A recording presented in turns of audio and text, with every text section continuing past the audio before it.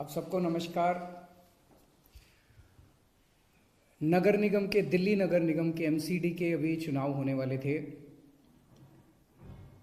9 तारीख को।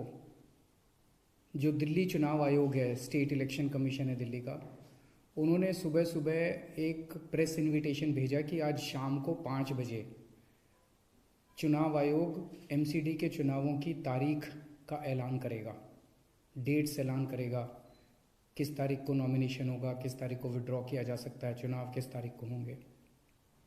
शाम को 5 बजे चुनावों का ऐलान होना था, तारीखों का ऐलान होना था। 4 बजे, उसके 1 घंटा पहले, केंद्र सरकार ने चुनाव आयोग को चिट्ठी लिखी कि हम दिल्ली के तीनों नगर निगमों को एक साथ एक नगर निगम बनाने जा रहे हैं, इसलिए आप ये चुनाव टाल दीजिए। 5 बजे चुनाव आयोग ने चुनावों केंद्र सरकार के कहे के मुताबिक चुनाव टालने का ऐलान कर दिया।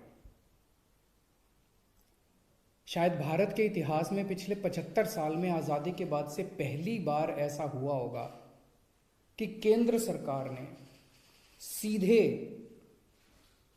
किसी राज्य के चुनाव आयोग को चिट्ठी लिख के चुनाव टालने के लिए कहा है। लोगों के अंदर बातचीत चल रही है कि 2-3 बातें चल रही हैं। 7 साल से 8 साल से केंद्र में भारतीय जनता पार्टी की सरकार है।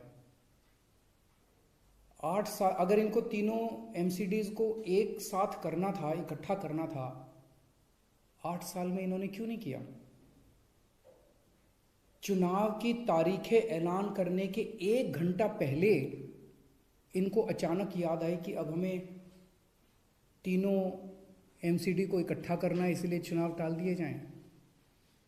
तो लोग कह रहे हैं कि एमसीडी को इकट्ठा करना, एक करना तो बहाना है, मकसद चुनाव टालने का था। क्योंकि बीजेपी को लग रहा था कि दिल्ली में अब अगर चुनाव होंगे तो आम आदमी पार्टी की ज़बरदस्त लहर है, बीजेपी उस लहर में बह जाएगी और बीजेपी हार जाएगी, इसलिए चुनाव टालने के मंशा से ये किया गया। दूसरा, ये भी लोग कह रहे हैं कि चुनावों का तीनों नगर निगम एक साथ करने से क्या लेना देना है। आज 3 नगर निगम हैं दिल्ली में, 272 वार्ड हैं, कुछ इसमें कुछ इसमें कुछ इसमें।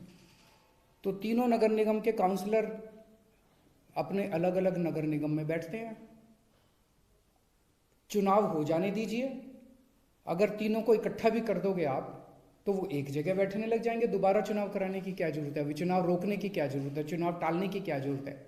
चुनाव करवाओ, नए काउंसलर आएंगे और नए काउंसलर जो भी आएंगे वो जब तक तीनों नगर निगम है तीनों में बैठ जाएंगे, एक नगर निगम होगा वो एक साथ आके बैठ जाएंगे। तो चुनाव टालने की तो जरूरत ही नहीं थी।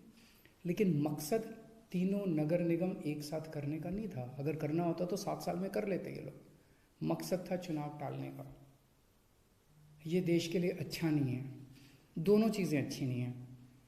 जो केंद्र सरकार ने चिट्ठी लिख के चुनाव टालने को कहा वो भी ठीक नहीं है, और चुनाव आयोग केंद्र सरकार के सामने झुक गया और चुनाव टाल दिए, ये भी अच्छा नहीं है जनतंत्र के लिए। मेरी हाथ जोड़ के प्रधानमंत्री जी से अपील है, प्रधानमंत्री जी, सरकारें आती जाती रहेंगी, कल आप भी नहीं होंगे, कल मैं भी नहीं होऊंगा। हम इम्पोर्टेंट नहीं हैं, लोग इम्पोर्टेंट नहीं हैं, पार्टियां इम्पोर्टेंट नहीं हैं, देश इम्पोर्टेंट है। अगर हम चुनाव आयोग को दबाव डाल के चुनाव कैंसिल कराते हैं, इससे चुनाव आयोग कमज़ोर होता है, और चुनाव आयोग कमज़ोर होता है, चुनाव कैंसिल होते हैं तो देश कमज़ोर होता है। हम सबको मिलकर देश की रक्षा करनी है। किसी भी हालत में हमें इंस्टीट्यूशंस को कमज़ोर नहीं होने देना। मेरी आपसे हाथ जोड़ के विनती है, चुनाव कैंसिल मत कराइए। अगर चुनाव कैंसिल होते हैं, ये जनतंत्र के लिए बहुत बड़ा खतरा है। आज ये कहा जा रहा है कि हम तीनों एमसीडी एक करना चाहते हैं, इसीलिए चुनाव टाल दीजिए। कल को मान लो लोकसभा का चुनाव है, उसके पहले अगर कहा जाएगा कि ये पार्लियामेंट्री सिस्टम अच्छा नहीं है, हम प्रेसिडेंशियल सिस्टम लाना चाहते हैं, संविधान में बदलाव करना चाहते हैं, इसलिए चुनाव टाल दीजिए। तो क्या चुनाव टाले जाएंगे? मान लो कल को कोई स्टेट असेंबली का चुनाव है, ये कहा जाएगा कि हम 2 राज्यों को इकट्ठा करना चाहते हैं इसलिए चुनाव टाल दीजिए, तो क्या चुनाव टाल दिए जाएंगे? क्या जनतंत्र के अंदर चुनाव ऐसे टाले जा सकते हैं? ये बहुत बड़ा प्रश्न है। मैं प्रधानमंत्री जी से यही निवेदन करना चाहूँगा, कल केजरीवाल भी नहीं रहेगा, कल मोदी जी भी नहीं रहेंगे, ये देश रहेगा। इस देश को अपने को कमज़ोर नहीं करना। मुझे नहीं पता कि राज्य के हमारे जो स्टेट इलेक्शन कमिश्नर हैं उन पे ऐसा क्या प्रेशर डाला गया, उनको क्या धमकी दी गई, इनकम टैक्स की, ईडी की, सीबीआई की कोई धमकी दी गई, या वो अभी अप्रैल में रिटायर हो रहे हैं तो उनको पोस्ट रिटायरमेंट कोई लालच दिया गया, मुझे नहीं पता क्या दिया गया, लेकिन वो तुरंत 1 घंटे के अंदर चुनाव टालने को तैयार हो गए। ऐसे संस्थाएं कैसे चलेंगी? और मैं हमारे स्टेट इलेक्शन कमिश्नर से भी कहना चाहूँगा कि सर, अगर आप ऐसे चुनाव टाल देंगे, ये तो जनतंत्र ही नहीं बचेगा। हम लोगों ने आज़ादी किस लिए पाई थी? इस देश ने आज़ादी किस लिए पाई थी? जनता का राज है, जनतंत्र है इस देश के अंदर। आप ऐसे चुनाव टाल देंगे तो जनतंत्र ही नहीं बचेगा।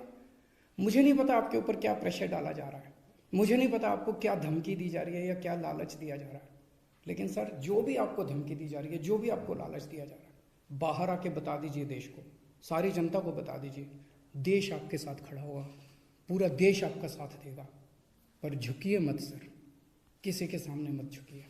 देश की बात है, जनतंत्र की बात है। नमस्कार।